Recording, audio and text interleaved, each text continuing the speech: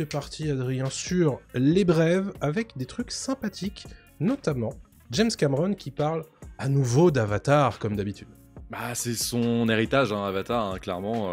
Il a un peu lâché ses autres projets, il se concentre là-dessus, avec Avatar 3 qui sortira en décembre 2025, si tout va bien. Pour l'instant, il est en post-production, donc ça va. Mais James Cameron envisage déjà Avatar 6 et même Avatar 7, ce qui fait peut-être un peu beaucoup. Voilà, donc pour lui, en fait, c'est vraiment son projet, c'est le projet d'une vie. Il veut terminer même sa vie là-dessus, il le dit plus ou moins, parce qu'en fait, il explique ne pas pouvoir forcément réaliser ses Avatar 6 et Avatar 7 en raison de son âge assez avancé techniquement, et de l'énergie aussi que ça demande de réaliser des films de cette ampleur. Mais il a déjà tout mappé, il a déjà tout pensé jusqu'à Avatar 7, et pour lui, en fait, il pourrait y avoir d'autres réalisateurs qui pourraient prendre leur lait après... malheureusement son décès, hein. C'est ce qu'il dit entre les lignes, hein. Mais voilà, c'est vrai qu'on est à Avatar 3 en 2025, rappelons qu'Avatar 1 était sorti en 2009, donc voilà, il y a le temps peut-être avant que le 6 et le 7 arrivent au cinéma. Ouais. Bon, moi c'est une news qui m'intéresse sans plus parce que le 2, j'avais pas forcément été un grand fan. On en avait parlé pendant Pop Tier dans la critique qu'on avait fait du film il y a maintenant un an, parce qu'il est sorti en décembre 2023. C'est vrai. On avait trouvé des choses à dire évidemment positives quand même sur le film. Décembre 2022 même. Ah, décembre 2022, excuse-moi, bien sûr, décembre 2022, le temps file. Et donc, moi, c'est pas une news qui m'intéresse plus que ça. Toi, je sais pas si c'est quelque chose qui t'intéresse, Avatar 6 et 7. En fait, j'ai l'impression que tous les 3 mois, James Cameron prend la parole dans les médias pour nous parler d'une nouvelle idée qu'il a autour de la franchise Avatar. Ça commence à être un peu vu et revu, et à chaque fois, il nous parle du 5, il nous parle du 6, il nous parle du 7. Déjà, sort le 3. On attend les retours box-office du 3, on attend de voir ce que Disney en dit, et puis ensuite, peut-être, on continue à développer tout ça. Mais évidemment, si ça continue à faire des cartons comme Avatar 1 et 2, bon, ils seront très contents de continuer à faire tout ça. Mais bon, attendons quand même confirmation, tout simplement. Clairement. Très bien, ça c'est pour Avatar. Alors, autre franchise évidemment prolifique, c'est Star Wars, et bienvenue dans la Gazette Star Wars de la semaine, puisque j'ai énormément de choses à vous dire sur Star Wars cette semaine, parce qu'il s'en est passé des choses. On a eu 2 informations de Collider autour, notamment, de Star Wars The Acolyte, qui est une des grosses séries Disney Plus Star Wars qui va sortir cette année, dont on n'avait pas encore la date de sortie, et là, on a une fenêtre de tir, désormais, d'après les informations de Collider aux États-Unis, qui nous dit que ça va sortir à l'été 2024. Alors l'été c'est toujours un peu flou, hein. Est-ce que c'est début de l'été, est-ce que c'est fin de l'été? Ahsoka c'était sorti fin août, donc bon, reste à savoir s'ils vont reprendre un petit peu ce slot là pour The Acolyte. Pour rappel, The Acolyte c'est une série qui est située 50 ans avant la menace fantôme. On va suivre une ancienne Padawan Jedi et son ancien maître qui enquête sur des crimes un peu sinistres. C'est notamment avec Lee Jung-jae, qui est le personnage principal de Squid Game, qui va jouer un maître Jedi. Et la showrunner, c'est Leslie Headland, qui est la co-créatrice de Russian Doll, et qui veut notamment explorer les faillites de l'ordre Jedi. Donc ça peut être assez intéressant, c'est sans doute une des productions Star Wars qui m'intéresse le plus cette année, donc on a hâte de voir ça, bien entendu. Ça s'appelle The Acolyte. Je vais assez rapidement, parce que j'ai 4 news à traiter sur Star Wars, donc allons-y. Sur The Mandalorian et Grogu, qui est donc un des prochains projets de film chez Disney et chez Lucasfilm, l'information de Collider est que la pré-production est en cours depuis déjà quelques mois, et que le début de tournage est visé pour juin 2024. Donc ça veut dire que ça va arriver très prochainement, et d'après l'appel aux actionnaires de Bob Iger, dont on parlera tout à l'heure dans cette émission, la sortie serait prévue en 2026 pour ce film. Pour rappel, c'est écrit et réalisé par Jon Favreau. La saison 4 de Mandalorian est toujours prévue. Et il y a aussi un film de Dave Filoni qui va reprendre tous les fils de Mandalorian, Boba Fett et Skeleton Crew, qui est prévu en conclusion de tout cet univers-là, Star Wars Mandalorian. Donc ça fait quand même un peu beaucoup. Et donc, moi je mets une petite pièce sur le fait que la saison 4 va sauter et qu'on aura peut-être juste le droit au film, parce que Pedro Pascal est quand même très occupé. Et... Ouais. Bon, on verra, mais ouais. Bon, la saison 3 a montré qu'il pouvait se passer de Pedro Pascal, hein, puisque il était pas du tout dans le costume. C'est vrai. Voilà pour l'univers Mandalorian. Pour Andor, on a des nouvelles aussi, puisqu'il y a eu un post Instagram de Diego Luna, donc l'interprète du rôle le titre, qui nous annonce que le tournage est terminé et donc il remercie les 700 personnes qui ont travaillé sur cette production. Il est impossible de dire au revoir et merci à chacun individuellement, c'est pourquoi j'écris ici « Merci pour l'amour et l'expérience merveilleuse, à bientôt ». Donc la saison 2 de Andor est dans la boîte, ce qui tente à prouver que ça ne sortira pas en 2024, mais plutôt en 2025. On rappelle que la série avait été très impactée par les grèves à Hollywood l'an dernier. Voilà pour Star Wars Andor. Et le dernier, c'est Ewan McGregor qui a pris la parole lors d'une convention à Orlando, la MegaCon d'Orlando, où il est... c'est drôle. Non, c'est vrai que c'est très rigolo comme nom quand on est français d'entendre voilà, ce nom de convention. C'est rigolo. Voilà. C'est rigolo ce nom. C'est français. J'ai un humour bas de gamme. Désolé, j'ai un humour à des pâquerettes. J'assume. Écoutez... Donc la MegaCon, dis-moi plus sur la MegaCon. Écoute, c'est une convention à Orlando où Ewan McGregor s'est déplacé et on lui a évidemment posé une question sur l'avenir de Obi-Wan Kenobi après la saison 1 de sa série spin-off sortie sur Disney+, mais que t'es pas ouf, hein, on va être honnête. Il nous dit il était initialement prévu qu'il y ait un film et j'ai souvent pensé est-ce que ça aurait dû être un film, mais je pense que c'est génial qu'il l'ait fait de cette manière, c'est une histoire plus longue et espérons que c'est plus satisfaisant comme ça. Nous avons eu plus de temps pour tisser une histoire, espérons qu'ils en feront une autre, donc une deuxième saison. Est-ce que tout le monde peut écrire à Disney, s'il vous plaît? Voilà. Donc, grosso modo, il prie pour que les fans fassent naître une deuxième saison à Kenobi. Pour être très honnête, mon avis, c'est arrêtons les frais. C'est peut-être pas la peine. Non, c'est pas grave. Petite question dans le chat avant qu'on passe à la suite. Oui. Pas de saison 3 pour Andor, nous demande David. Non, il n'y aura pas de saison 3 en fait pour Andor. Déjà que c'était un peu compliqué d'en avoir une deuxième. Je pense qu'ils sont très contents d'avoir eu la deuxième. Et donc non, ça sera la conclusion de la série lors de la diffusion de la saison 2. Ce qui est pas mal non plus, je pense. Nous n'étirons pas trop sur le concept et en espérant que ça fonctionne bien dans la saison 2. Je rajoute aussi une dernière news avant de passer à la suite. Il y aura les 25 ans de la menace fantôme en mai prochain. Ils ressortent le film. Alors pour l'instant, le film ressort aux États-Unis. Il n'y a pas forcément de date en France, j'en ai pas vu, mais il y a de grandes chances qu'on ait le droit à une petite ressortie française pour la menace fantôme qui était sortie en 1999. Voilà. Ça ne nous rajeunit pas. La suite, donc. Je vais te laisser la parole, Adrien, avec une information française. Puisque c'est un duo français qui va s'occuper d'un spin-off d'Evil Dead. Exactement, énorme surprise et je suis très content que ça se passe. Grave. Sébastien Vanitschek, donc qui est réalisateur de Vermine, le film d'horreur, pas forcément horreur totalement, voilà, il y avait un petit peu de comédie, épouvante, etc. Film en fait qui s'intéresse à une invasion d'araignées dans une cité, qui est sorti en décembre dernier, qui a fait son petit succès public et qui a été un beau succès critique. Sébastien Vanitschek, donc le réalisateur de ce film-là, a eu un honneur assez important puisque le réalisateur Sam Raimi, donc Sam Raimi c'est la trilogie des Spider-Man, mais c'est aussi la trilogie des Evil Dead, et Sam Raimi a décidé de confier le nouveau spin-off d'Evil Dead à Sébastien Vanitschek, le français, donc ce qui est quand même une news un peu sortie de nulle part. Grave. Et en plus de lui confier le film au réalisateur, il confie aussi le scénario à Florent Bernard, qui est le co-scénariste de Vermine, qui est aussi le scénariste de La Flamme sur Canal+, qui s'est aussi occupé de lancer le Floodcast, qui est un podcast qui cartonne en duo avec Adrien Méniel. Et donc on a un duo de Français à la tête du spin-off d'Evil Dead, qui pour l'instant n'a pas de date de sortie, en tout cas je l'ai pas vu. Non. Mais ça fait toujours bizarre de voir une news comme ça apparaître sur le site américain Deadline. Grave. Avec la tête par exemple de Sébastien Vanitschek, ce qui est très cool. Cocorico, on est très content que ça se passe parce que Vermine est un excellent film. On comprend pourquoi Sam Raimi a adoubé en fait Vanitschek et Flaubert sur le projet, parce que je pense que ça peut donner un très bon spin-off s'ils apportent justement ce côté épouvante mais ultra bien rythmé avec des très bons dialogues et une construction narrative super intéressante. Donc on a très hâte de voir ça. Trop cool. Vermine, dont on avait déjà parlé dans le podcast d'ailleurs. Exactement, j'en avais pas fait la reco je crois, mais j'avais annoncé la news de la sortie du film et je fais ma reco en 2 secondes. C'est un excellent film qui n'est plus en salle malheureusement, mais foncez le voir dès que vous pouvez et prenez-le en dématérialisé DVD dès qu'il sort. C'est un super film.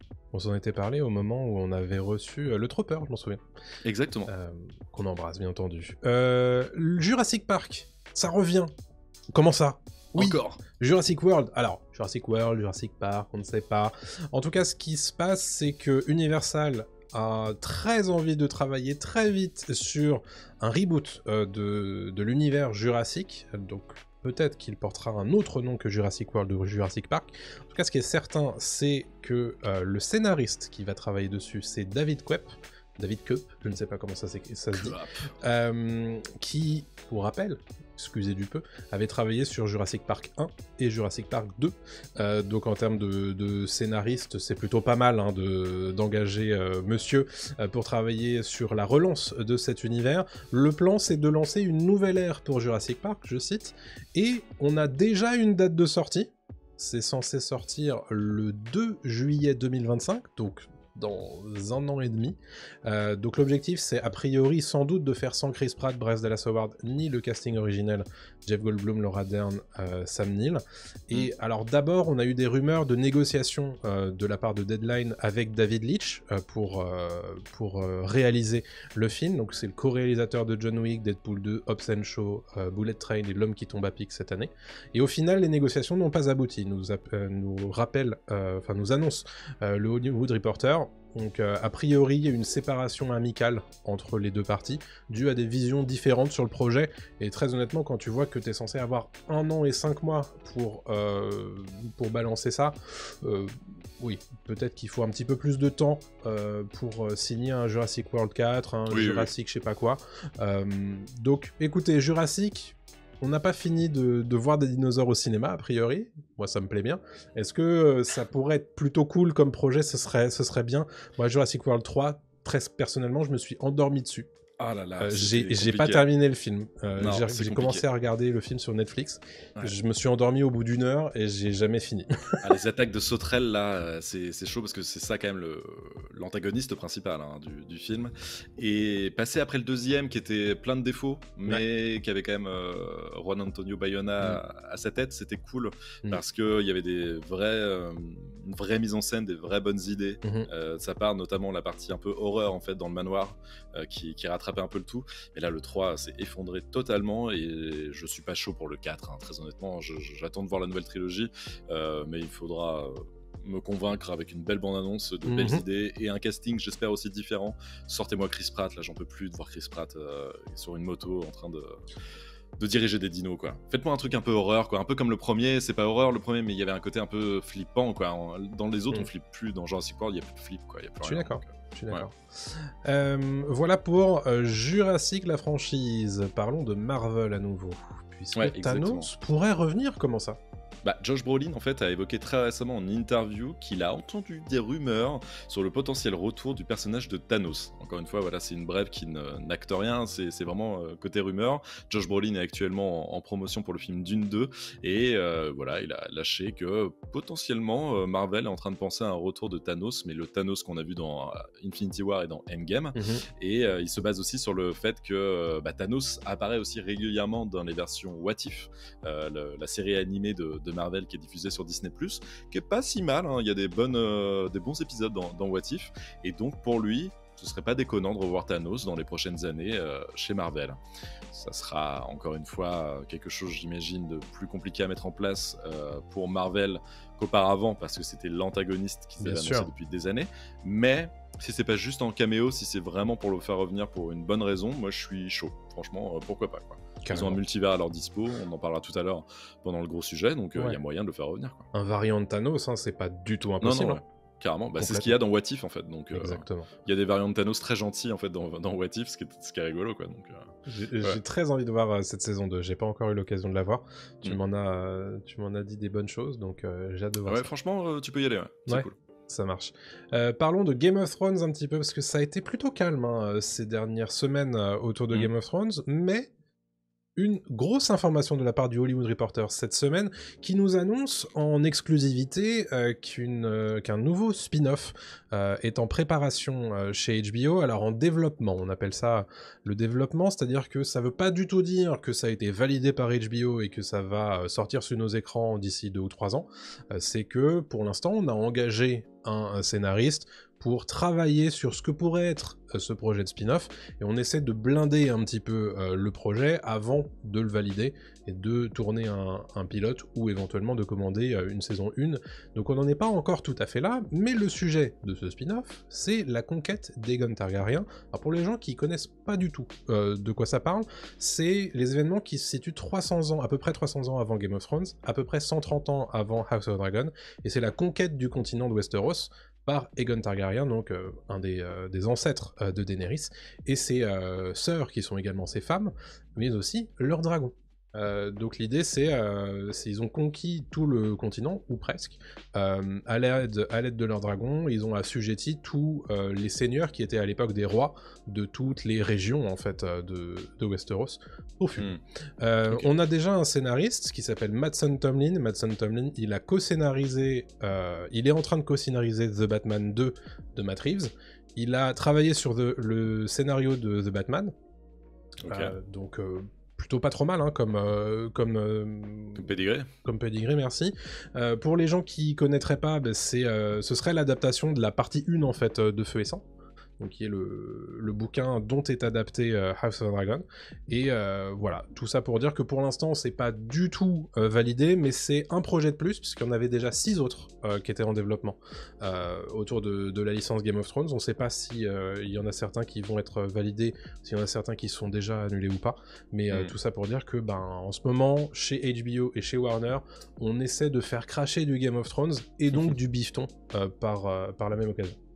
Et en plus de ça, je rajoute juste une petite news au passage là-dessus. Il y a eu des images de tournage d'une série Game of Thrones qui a été annulée. C'était une série avec Naomi Watts. En fait, c'est la maquilleuse ou la Blood Moon, c'est ça, ouais. C'était la maquilleuse ou la coiffeuse qui, en fait, a posté, mais des années après, des photos de Naomi Watts en costume avec sa perruque, voilà. Et c'était intéressant de voir qu'ils étaient allés aussi loin dans le tournage, et que ça a quand même été annulé par HBO, qui n'était pas convaincu du potentiel de la série, quoi. Exactement. Donc c'est rassurant aussi d'un côté de voir ça, parce que ça veut dire que HBO fait attention à sa licence. Bien sûr. Surtout depuis la fin de Game of Thrones, qui avait été très mal reçu, mais depuis House of the Dragon, qui est adoré, la saison 1 est adorée par les fans et par les spectateurs en général. Donc c'est pas mal. Moi je trouve que c'est bon signe de partir tranquillement, de pas faire une Star Wars en fait, clairement, quoi, de pas faire une Disney, tu vois. Donc c'est le risque, puisqu'à l'heure actuelle en fait on a 2 spin-offs qui vont arriver sur nos écrans. Enfin, c'est House of Dragon saison 2 évidemment cet été. Il y en a un deuxième qui arrive en 2025 qui s'appelle un spin-off autour de Sir Duncan et de son écuyer, donc qui est un petit peu plus resserré en termes d'ampleur. Donc on imagine qu'ils vont alterner tous les 2 ans en fait, quelque chose comme ça. Il y a pas mal de projets live action, mais il y a aussi pas mal de projets de séries animées. Et David nous pose la question sur Twitch, est-ce que la conquête d'Aegon c'est en live action ou en animé? À l'heure actuelle on n'a pas l'info. On imagine que ce serait sans doute pour faire du live action, mais pour l'instant rien n'est confirmé à ce sujet. Voilà pour Game of Thrones. Je te repasse la parole puisqu'on a encore des nouvelles du prochain film de Quentin Tarantino.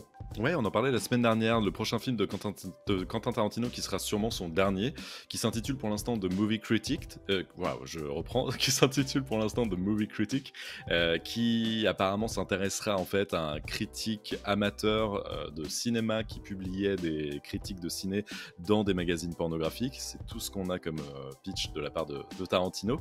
Et la news qui nous intéresse cette semaine, c'est qu'après l'annonce de casting officiel de Brad Pitt dans le film, Tom Cruise serait sur les rangs pour jouer dans le dernier film de Tarantino. Et c'est quand même pas rien d'avoir Tom Cruise dans un film de Tarantino. Ce serait la première fois.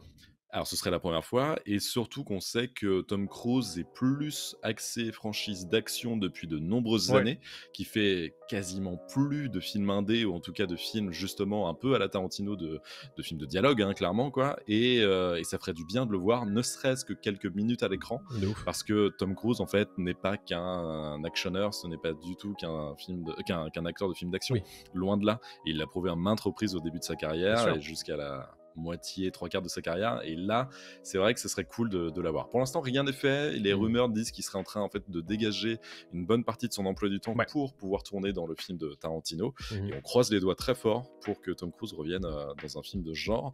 On l'avait adoré par exemple dans Magnolia de Paul Thomas Anderson, et c'est vrai que ça ferait du bien de revoir ce Tom Cruise là en fait. Ouais. Qui reprouve encore une fois que c'est pas qu'un acteur, comme je l'ai dit, de Top Gun, de Mission Impossible. Non, c'est vraiment un acteur accompli. Ouais, mais c'est surtout que Tom Cruise, au bout d'un moment, il va avoir besoin de refaire pivoter sa carrière, puisque il pourra plus faire Ethan Hunt pendant encore 20 ans. Donc c'est peut-être une riche idée de revenir à des projets où il n'a pas besoin de crapahuter en haut de la Burj Khalifa, par exemple. Clairement. Par exemple. C'est c'est toujours toi qui gardes la parole avec Christopher Nolan qui s'est exprimé autour de sa franchise de cœur. Et oui, alors interview un peu étrange mais très rigolote. En fait, Christopher Nolan est actuellement encore en pleine promotion parce que c'est la course aux Oscars et donc son Oppenheimer est extrêmement bien placé pour décrocher de nombreux prix. Et il était chez Stephen Colbert aux États-Unis dans le talk show de Stephen Colbert pour parler cinéma évidemment, pour faire un petit sketch qui parodie la fin d'Oppenheimer avec un petit twist à la Benny Hill qui est très rigolo si vous voulez aller le voir sur YouTube. Et dans cette interview où on parle cinéma, et Stephen Colbert lui demande en fait quelle est sa franchise préférée, et à la surprise générale, même si on l'avait su plus ou moins, mais là il le dit vraiment, avant c'était dans des médias écrits, et là c'est directement face caméra, il dit qu'il adore Fast and Furious. C'est un énorme fan de Fast and Furious. Voilà ce qu'il dit. Je regarde ces films tout le temps, je les adore, pas besoin de la regarder tous d'une traite, ce que t'as fait d'ailleurs Thomas il y a pas si longtemps, t'as fait un gros marathon Fast and Furious. Au secours. Et t'as un point commun avec Christopher Nolan, c'est quand même, voilà. Donc il dit pas besoin de la regarder tous d'une traite, ce n'est que dans les derniers qu'un arc très spécifique de mythologie se développe, mais à votre place, je commencerai par Tokyo Drift.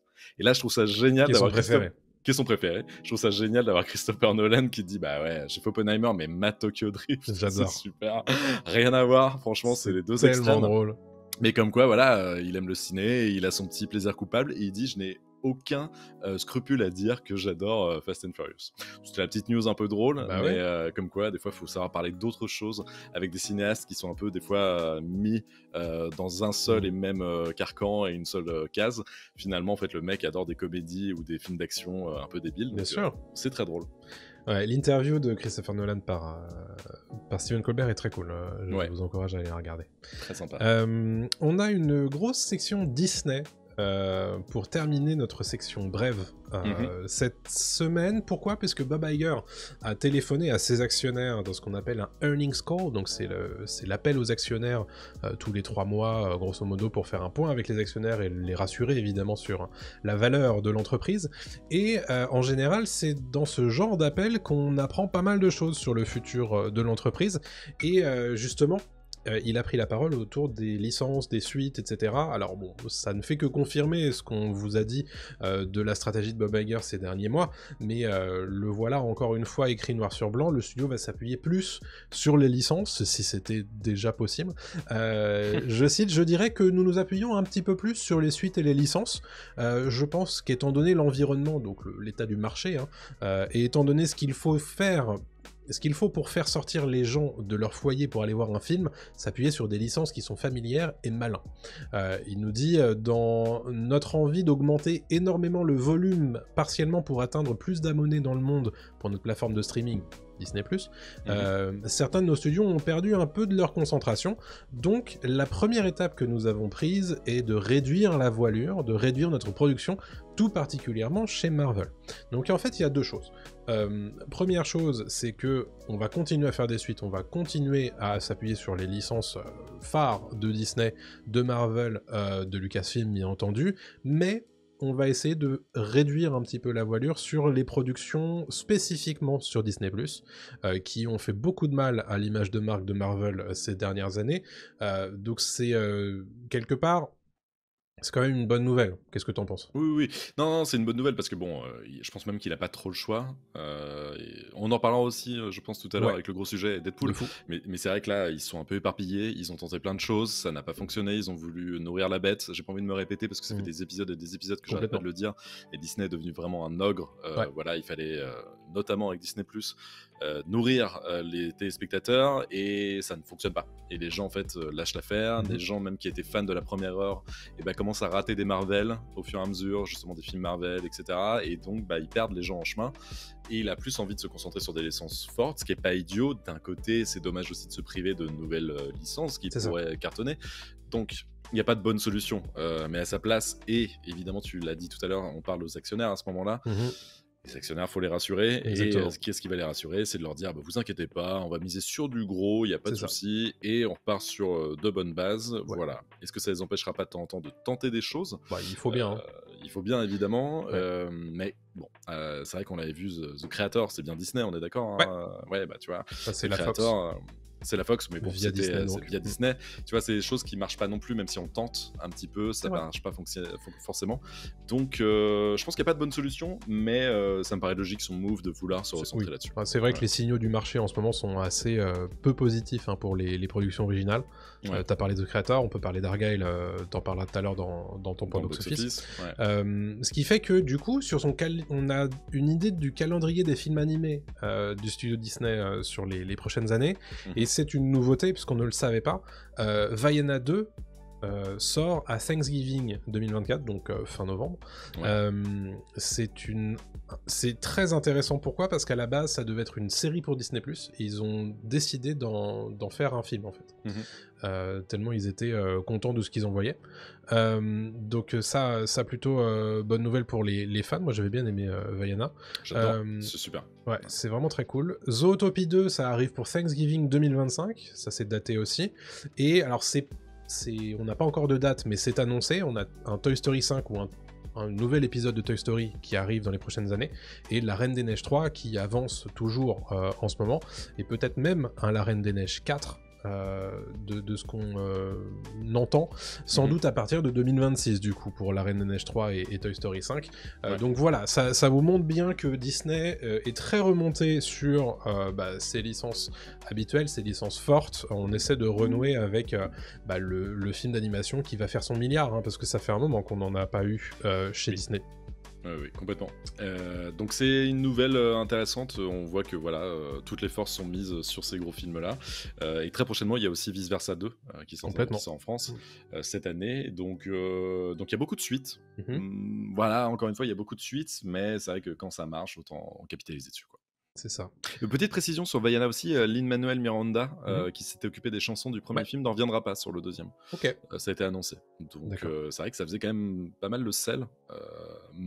Complètement, oui. De Vaiana, premier du nom. Donc on verra si ça marche bien avec le deuxième. Ouais, bon, après, sur les paroliers et les musiciens chez Disney, j'ai quand même confiance.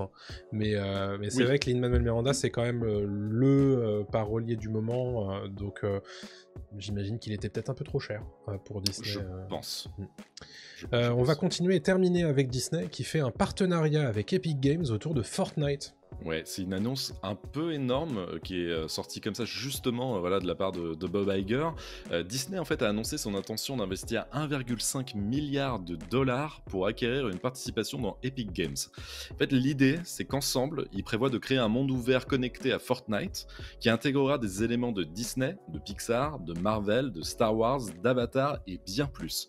Et en fait, le projet semble s'inscrire dans la vision d'un métavers, même s'ils ne le disent pas vraiment, qui offrirait aux joueurs la possibilité de créer et de partager leurs propres histoires et expériences à l'intérieur de ce monde-là. Et en gros, Bob Iger dit, et pourquoi pas faire un Disney World avec il le dit à l'anglaise, à la Fortnite. Tu vois, vraiment, c'est à la Fortnite.